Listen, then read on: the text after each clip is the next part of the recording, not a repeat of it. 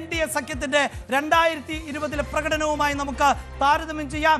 ഏറ്റവും വലിയ ഒറ്റക്കക്ഷിയായി ഇപ്പോൾ മുന്നിട്ട് നിൽക്കുന്നത് ബിജെപിയാണ്. ബിജെപിയെ സംബന്ധിച്ചിടത്തോളം ഈ ഘട്ടത്തിൽ ബിജെപി നേടിയിട്ടുള്ളത് 89 സീറ്റുകൾ എന്നതാണ്. അതായത് 2020 നിയമസഭാ തെരഞ്ഞെടുപ്പിൽ 74 സീറ്റുകൾ ആയിരുന്നു ബിജെപിക്കുണ്ടായിരുന്നത്.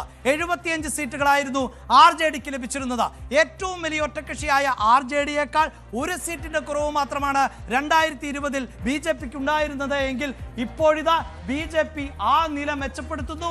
15 സീറ്റുകൾ ബിജെപി ഇപ്പോൾ അധികമായി മുന്നിട്ട് നിൽക്കുന്നു എന്നുള്ളതാണ്. അതായത് 2020 ഏറ്റവും വലിയ രണ്ടാമത്തെ ഒറ്റക്കക്ഷി 2025 എത്തുമ്പോൾ ഏറ്റവും വലിയ ഒറ്റക്കക്ഷിയായി മാറുന്നത് 15 സീറ്റുകൾ അധികം നേടിക്കൊണ്ടാണ് എന്നതാണ്. അതേസമയം JDUവിന്റെ പ്രകടനം വിലയിരുത്തുക. 43 സീറ്റുകളായിരുന്നു 2020 തെരഞ്ഞെടുപ്പിൽ JDUവിന് ലഭിച്ചത്. അവിടെയും വലിയ മുന്നേറ്റമാണ് JDU നടത്തുന്നത്. 35 സീറ്റുകളാണ് JDU അധികമായി നേടുന്നത്. അവിടെ ഈ താരതമ്യം പ്രേക്ഷകർ ഒരിക്കൽ കൂടി ശ്രദ്ധിക്കുക. അതായത് കഴിഞ്ഞ തെരഞ്ഞെടുപ്പ് 2020 നിയമസഭാ തെരഞ്ഞെടുപ്പിൽ നിന്ന് 2025 എത്തുമ്പോൾ ആരാണ് ഏറ്റവും അധികം നേട്ടമുണ്ടാക്കിയ രാഷ്ട്രീയ പാർട്ടി? അതിനുത്തരം ഒരു സംശയവും വേണ്ട, അത് JDU തന്നെയാണ്. കാരണം 35 സീറ്റുകൾ ആണ് JDU അധികമായി നേടിയിട്ടുള്ളത് എന്നതാണ്. 101 സീറ്റുകളിൽ JDU മത്സരിച്ചത് 101 സീറ്റുകളിൽ, BJP മത്സരിച്ചത് 101 സീറ്റുകളിൽ. ഈ 101 സീറ്റുകളിൽ BJP 89 എത്തിച്ചു എന്നത് വസ്തുതയാണ്. പക്ഷേ ഓർക്കേണ്ടത് കഴിഞ്ഞ തെരഞ്ഞെടുപ്പിലും 74 സീറ്റുകൾ BJPക്ക് ഉണ്ടായിരുന്നു. അപ്പോൾ BJP നില മെച്ചപ്പെടുത്തിയത് 15 സീറ്റുകളിലാണ്. അതേസമയം JDU ആകട്ടെ 35 സീറ്റുകളിൽ നില മെച്ചപ്പെടുത്തുന്നു എന്നതാണ് എടുത്തു പറയേണ്ടത്. ഇനി പരിശോധിക്കേണ്ടത് LJPയുടെ പ്രകടനമാണ്. ഞാൻ പലപ്പോഴായി സൂചിപ്പിച്ചു, 2020 തെരഞ്ഞെടുപ്പിൽ NDAയിൽ നിന്ന് പിണങ്ങിപ്പോയ പാർട്ടിയാണ് LJP. ചിരാഗ് പാസ്വാൻ അവിടെ സ്ഥാനാർത്ഥികളെ മത്സരിപ്പിച്ച് JDUവിന്റെ സ്ഥാനാർത്ഥികളെ പരാജയപ്പെടുത്തി. കഴിഞ്ഞ തവണ 2020 തെരഞ്ഞെടുപ്പിൽ JDU 43 ചുരുങ്ങാൻ കാരണം ഈ LJP JDUവിന് എതിരെ അവിടെ സ്ഥാനാർത്ഥികളെ മത്സരിപ്പിച്ചു എന്നതുകൊണ്ടാണ്. അങ്ങനെ പല സ്ഥാനാർത്ഥികളും പരാജയപ്പെട്ട പശ്ചാത്തലത്തിലാണ് ഇത്തവണ ചിരാഗ് പാസ്വാനെ ഒപ്പം നിർത്തി മുന്നണിയുടെ ഭാഗമാക്കി NDA തെരഞ്ഞെടുപ്പിലേക്ക് ഇറങ്ങിയത്. അവിടെ ഇതാ വലിയ നേട്ടം കൈവരിച്ച രണ്ടാമത്തെ പാർട്ടിയായി മാറുന്നത് LJP ആണ്. പ്രിയപ്പെട്ട പ്രേക്ഷകരെ, 22 സീറ്റുകൾ എന്നതാണ് ഇപ്പോൾ LJPയുടെ നില. കഴിഞ്ഞ തവണ ഒരേ ഒരു സീറ്റ് എന്നുള്ളതായിരുന്നു. അപ്പോൾ ഇനി കണക്കാക്കാൻ പോകുന്നത് 2025 തെരഞ്ഞെടുപ്പിൽ ആർക്ക് ലോട്ടറി അടിച്ചു എന്നുള്ളതാണ്. ആ ലോട്ടറിയിൽ ബമ്പർ ലോട്ടറി അടിച്ചത് ഒരു സംശയവും വേണ്ട JDUവിന് തന്നെയാണ്. 35 സീറ്റുകൾ അധികമായി നേടിയിരിക്കുന്നു. 22 സീറ്റുകൾ അധികമായി നേടിയത് LJPയാണ്.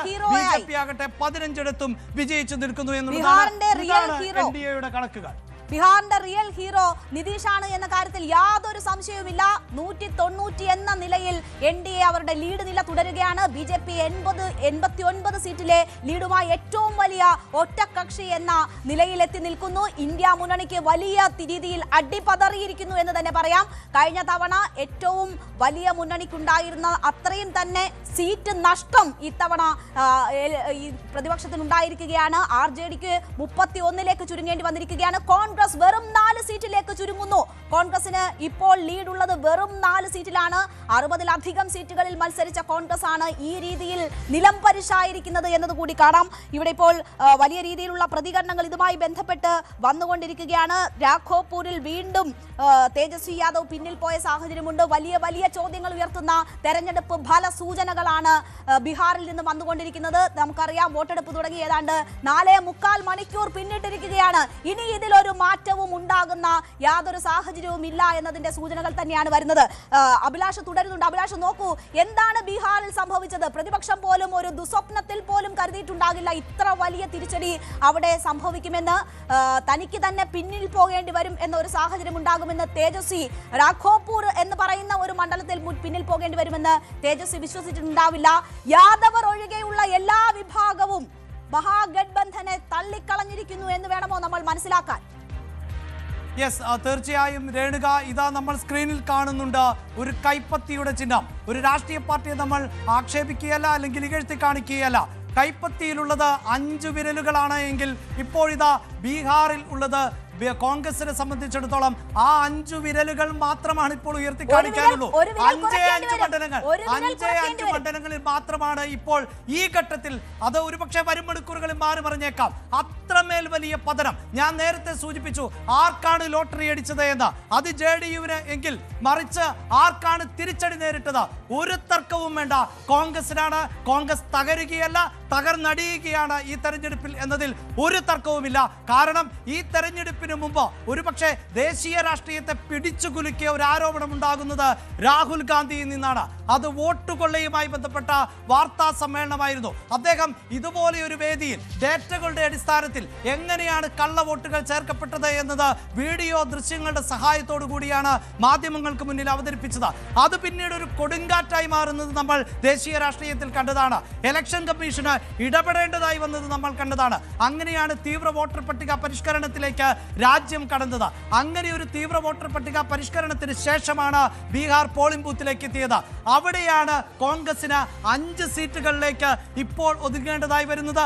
അവരുടെ കൈപ്പത്തി ചിഹ്നം പോലെ ആയി മാറിയിരിക്കുന്നു ഇപ്പോഴത്തെ സാഹചര്യം എന്നതാണ് രേണുക എടുത്തു പറയേണ്ടത്. കഴിഞ്ഞ തെരഞ്ഞെടുപ്പിൽ, അതായത് 2020 തെരഞ്ഞെടുപ്പിൽ കോൺഗ്രസിന്റെ നില എന്തായിരുന്നു എന്നത് കൂടി നമുക്ക് ഈ ഘട്ടത്തിൽ പരിശോധിക്കേണ്ടതായി വരുന്നുണ്ട്.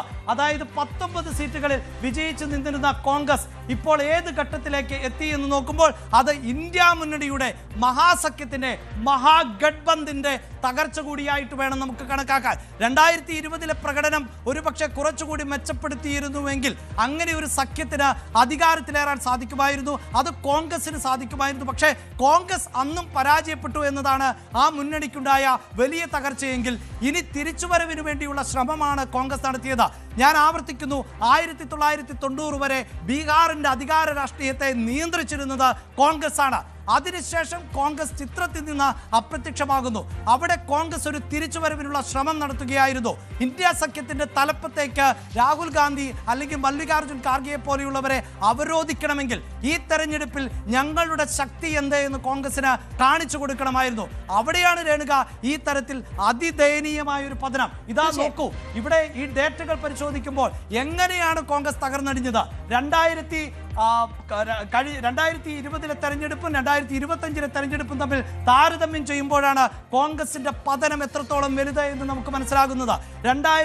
കഴിഞ്ഞ നിയമസഭാ തെരഞ്ഞെടുപ്പിൽ 19 സീറ്റുകളിൽ ആയിരുന്നു കോൺഗ്രസ് വിജയിച്ചിരുന്നത്. 19 സീറ്റുകളിൽ വിജയിച്ചിരുന്ന കോൺഗ്രസിന് ഇത്തവണ 15 സീറ്റുകൾ നഷ്ടമാകുന്ന സാഹചര്യം ആണ് ഉണ്ടാകുന്നത്.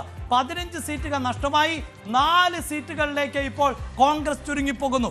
2 അക്കം പോലും കടക്കാൻ കോൺഗ്രസിന് സാധിക്കുന്നില്ല എന്ന അതിദയനീയമായ സാഹചര്യം ഇപ്പോൾ ഉണ്ടാകുന്നു.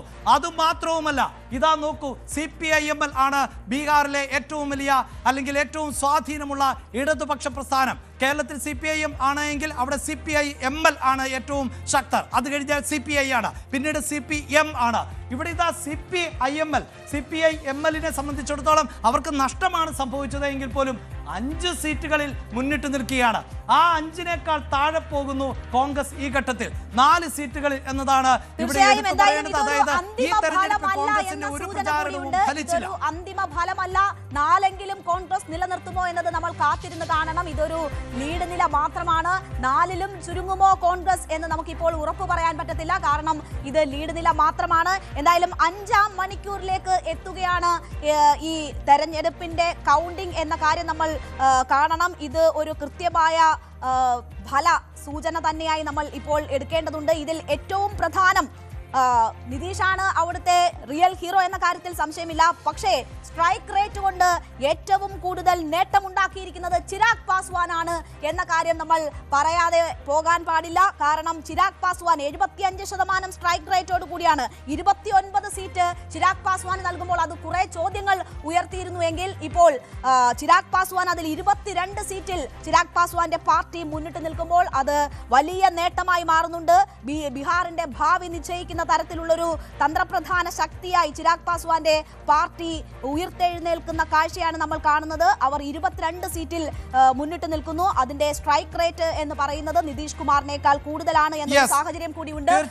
തീർച്ചയായും ചിരാഗ് പാസ്വാൻ വലിയ മുന്നേറ്റമാണ് നടത്തുന്നത്. പക്ഷേ രേണുക, ഒരു തർക്കവും വേണ്ട, ബീഹാറിൽ അങ്കിൾ തുടരുക തന്നെ ചെയ്യും. അതെങ്ങനെയെന്നതാണ് ഏറ്റവും പ്രധാനപ്പെട്ടതായി മാറുന്നത്.